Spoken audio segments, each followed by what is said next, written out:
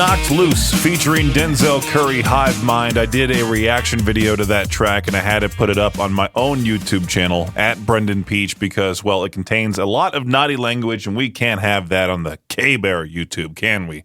That one at K-Bear101 RMG. It's me, Peaches. I'm here. It's also pre-Friday, aka Thursday, February 12th, 2026. You know, I've been saying this for a while, that a lot of people become fans of something or hate something because of what the internet tells them to. That's been happening for a long, long time. Now, somebody a long while ago also coined the term coworker music, meaning you have zero music taste. You listen to generic bubblegum pop that has no substance. Fast forward to now, that term is being used for anything really popular. Disturbed, 3 Days Grace, etc. Any mainstream rock band that's supposedly coworker music to people who specialize in listening to bands that have like 45 monthly listeners on Spotify, and it sounds like the recordings were done in a cave. This new Knocked Loose track that I just played for you, the metal elitists are a little upset that Knocked Loose has become as popular as they are and have now started labeling them as coworker music, which, I mean, there are a lot of people in this office that if I were to play Knocked Loose everywhere in this building, they would all run away and say how much they hate it. So coworkers hate it too. But also, I think the thing is that we've talked about this so many times, how there are also those AI-generated social media accounts, and their whole purpose is to cause fights online. I think people are still falling for those accounts because you see them pop up on Facebook from time to time, and it's rather annoying. You see them put like, "Ghost is not metal," and then people, surely enough, just reply back to that bot, "That person's not even real." There's also people just looking for attention, and we got to ignore those people. You have to. So anyway, yeah, Knocked Loose. I was just reading into the whole debate about how Knocked Loose with this, with Denzel Curry, this particular track of theirs is now being considered coworker music on Twitter, or X, as they now call it. I just logged on to our Twitter account for the first time in a long time. I immediately saw two naked guys. One of them was on a crosswalk, or in a crosswalk, just, you know, I don't know what he was actually doing. And a bunch of other weird stuff. So I didn't want to have this all on the work computer, so I got off of it immediately. And that was on the K-Bear101 account. We're not even following those accounts. They just pop up now on Twitter. That's how big of a mess Twitter is. Anyway, if you want to get a hold of me, you can over at 208-535-1015. It's Peach's Pit Party right here on K-Bear101. There are many things that I will never do in my lifetime, like bungee jump. That seems so stupid. I mean, people can do it, all right? It's just my opinion. If people want to do it, go for it. It's fun to watch from the side. I myself am never going to do it. I also think I'll never skydive because, well, I just don't feel like jumping out of a plane unless it's absolutely necessary, you know? That type of thing. I also never want to ice skate, and I never, ever, ever want to rock climb. Rock climbing for me just seems like there's no point whatsoever. All right, people can do it in their free time, like I said, to peach their own. But last month, there was that whole guy named Alex Honnold.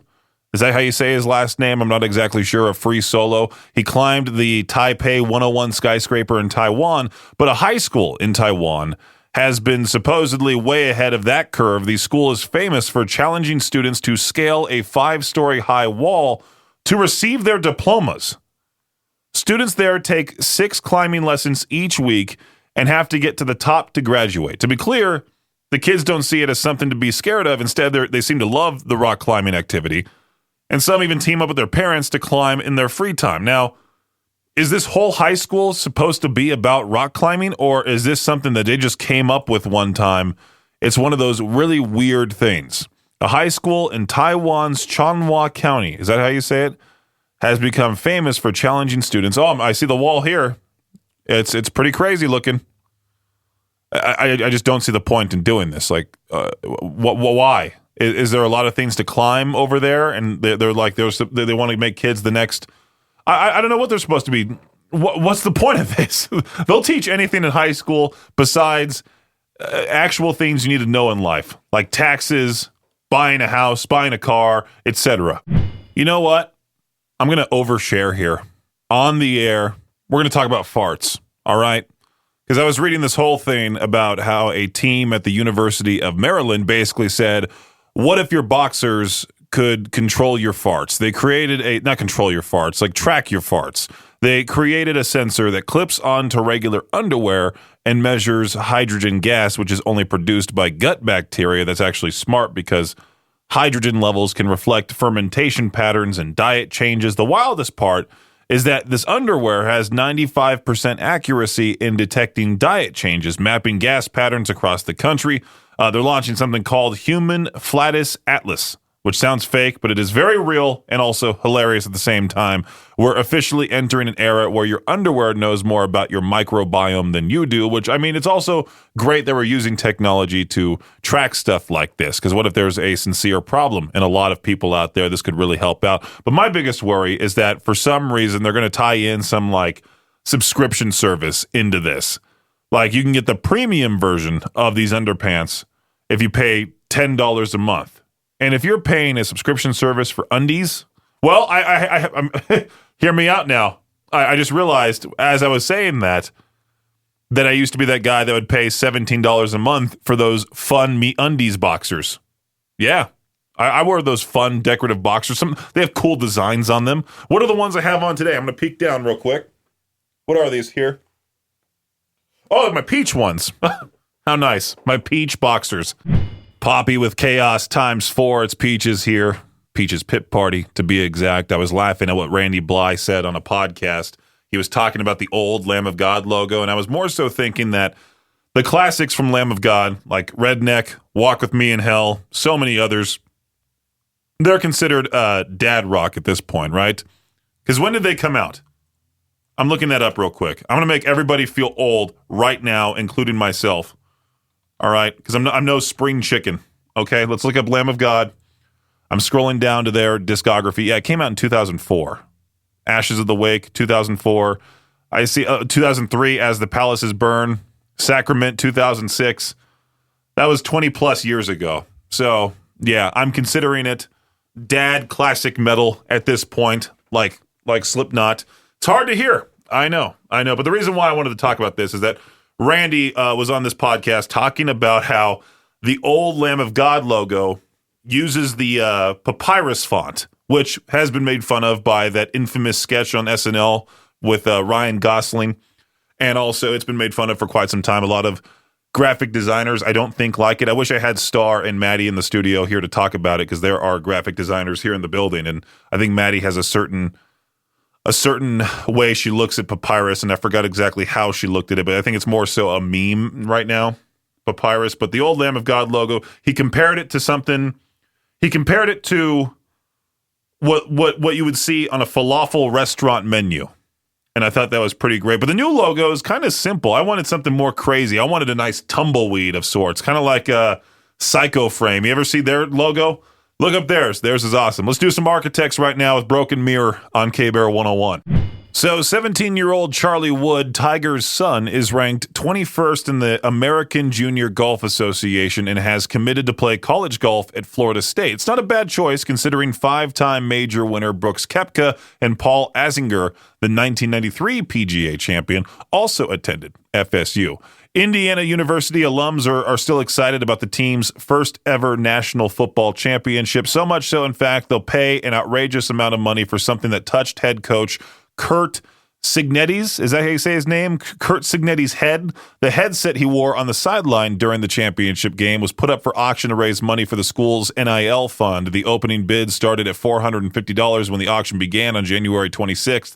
That number slowly rose to $20,000 by the morning of the auction's final day, and then people went nuts. By the time the bidding was done, the headset sold for $112,500. Linebacker Solomon, okay, I'm not even going to attempt to say this guy's last name. Solomon, I'm going to try it. Never mind, I'm going to try it.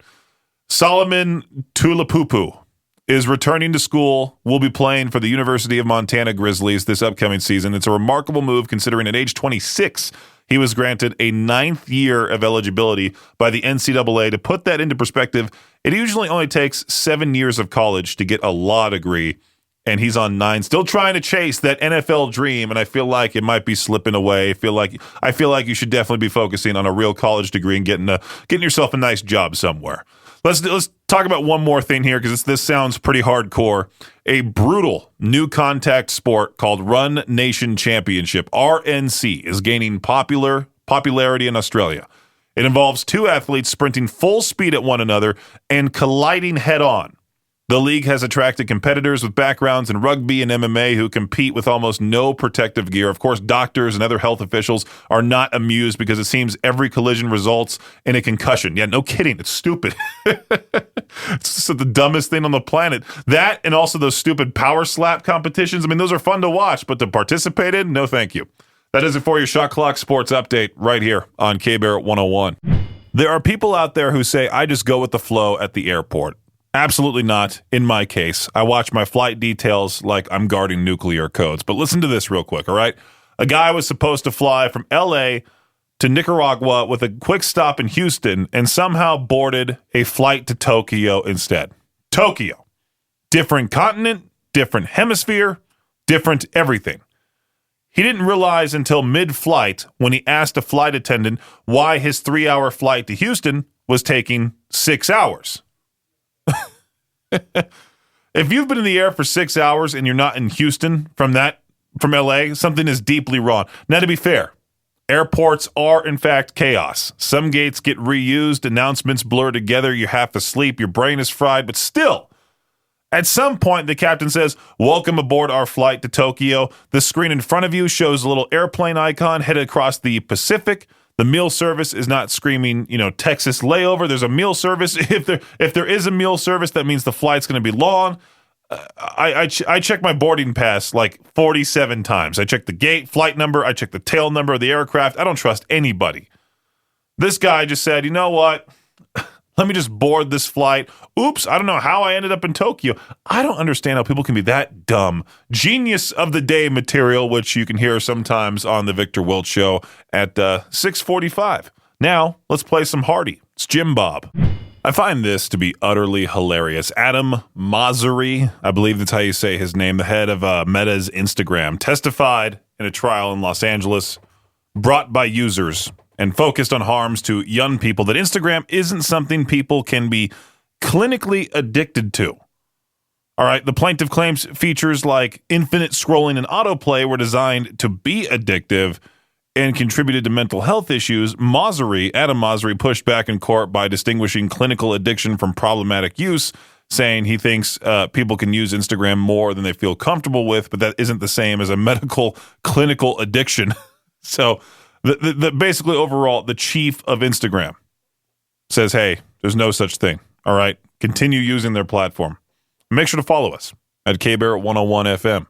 We all love dumb criminals, and this guy from Slovakia had been on the run from Italian police for 16 years because he skipped the rest of a jail sentence he was supposed to serve for shoplifting back in 2010.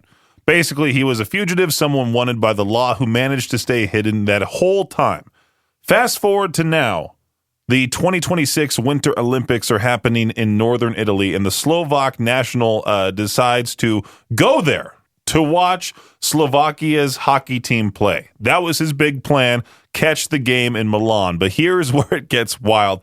He got arrested as soon as he showed up. The Italian police spotted him because his name was still on their wanted list. He checked into a guest house near Milan, and officials basically just waited for him to do that and then nabbed him 16 years after he disappeared. So instead of enjoying a hockey match with fans from all over, he ended up in handcuffs and was taken to jail to finally serve the roughly 11 months and a week he had left on that old sentence.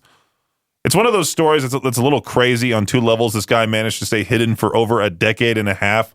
That's a long time to dodge law enforcement. He literally walked into the place where international attention was focused, thinking he would blend in with all the traveling fans, and instead, that's how they got him, right? It's almost like a plot twist you would see in a movie, decades on the run, only to get stopped because you wanted to watch your team play, right? Here's President Destroy Me. If you're like 16 and paying for Snapchat Plus, sure, that's like your whole universe. The badge matters, the custom icon matters, social currency is real when you're in high school. But if you're like 32, paying monthly for a little gold star next to your name on Snapchat Plus, I'm going to have questions. Like, what are we flexing here? There's something called like a ghost trail on the map. There's also that stupid notification that someone rewatched your story. Also, what happens quite a lot, and I'm contemplating just deleting my Snapchat overall because of this, I keep getting alerts for that announce when someone posts to the spotlight, like it's breaking news. I'll hear my phone vibrate or feel my phone vibrate, and sure enough, I'll take my phone out, look at it, and I'm like, who cares? Who is that for? CNN is not cutting in to say you uploaded a vertical video. You know, if you're using it for analytics or actually trying to build something on Snapchat, cool. But the people who I've seen upload there are the complete opposite of influencers. They're more so wanting people to immediately watch what they uploaded. And they're paying $5 a month so their app icon can be purple. And also people can monitor who double tapped on your thirst trap twice. Again, those people that keep posting that stuff to the spotlight are definitely not posting thirst traps. At least I don't want them to. It just seems so stupid to pay for another subscription service that is Snapchat Plus.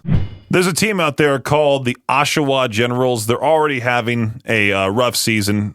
And, well, there was this email that was sent out telling their season ticket holders to shower before games because a bunch of people were complaining about how badly the crowd was smelling. Fans were apparently comparing the stench to cat business, bad breath, all kinds of things no one should ever have to sit next to at a hockey game. So instead of talking about goals or power plays, the team is basically like, hey, maybe take a bath before you come watch hockey.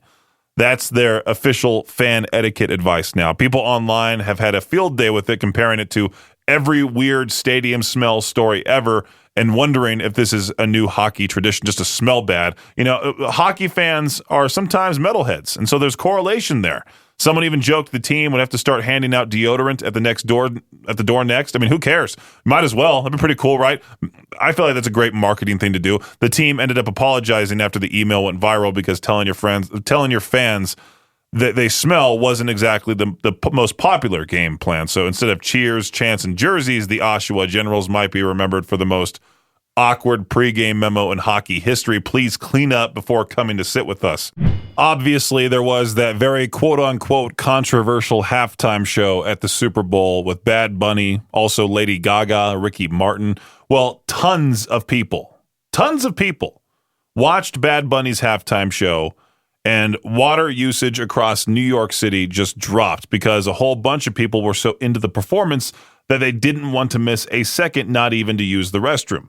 Then the show ended, and in the immediate 15 minutes afterwards, water usage spiked so sharply that city officials tweeted it was the equivalent of 761,719 toilets flushing at once across all 5 boroughs.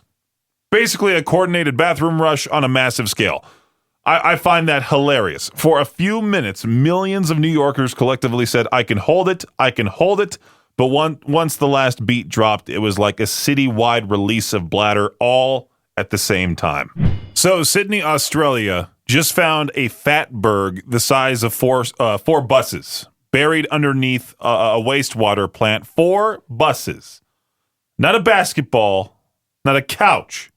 Public transportation. A fatberg, by the way, is basically what happens when people treat their drains like a garbage disposal for bacon grease and wet wipes. All that fat, oil, and it'll be fine, hardens into one giant sewer monster. And here's the best part. For the past year, mysterious black balls have been washing up on Sydney beaches. People thought it was oil, environmental disaster, big dramatic moment. No, scientists tested them and found out they contained human waste.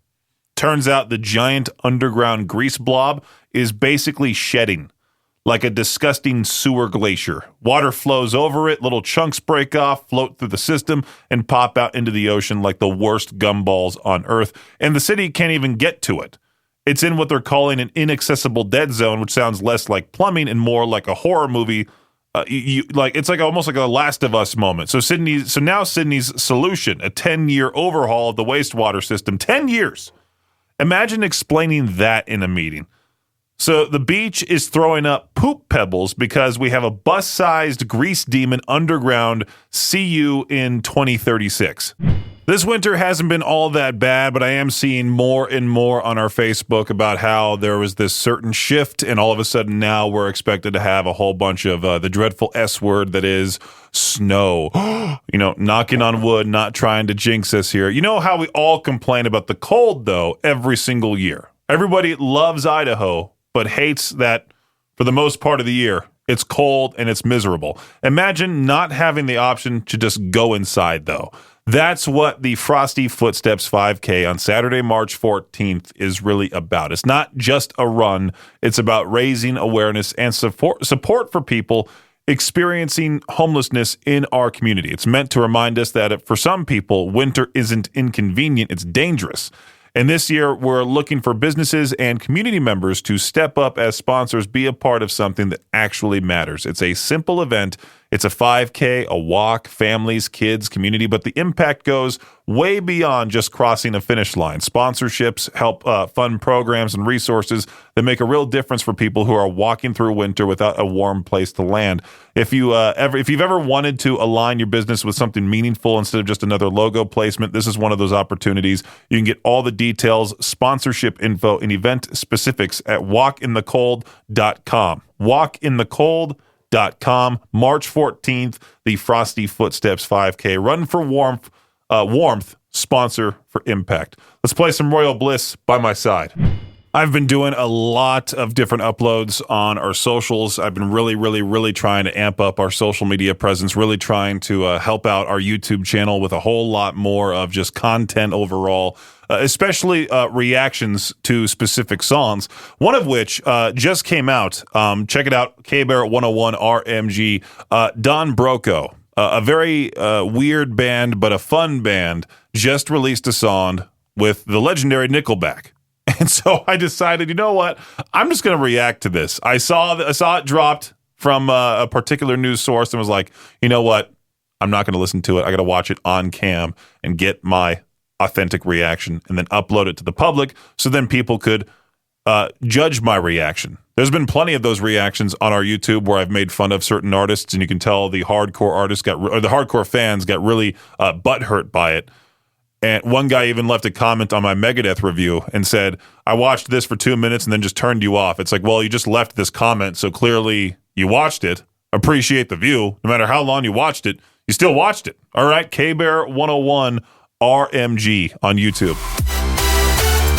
Thanks for listening to Peach's Pit Party, the podcast. If you enjoyed the show, please share, subscribe, and rate the podcast. Peach's Pit Party is hosted by me, Peaches, a.k.a. Brendan Peach, and is a production of Riverbend Media Group. For more information or to contact the show, visit riverbendmediagroup.com. Until next time, Peach out.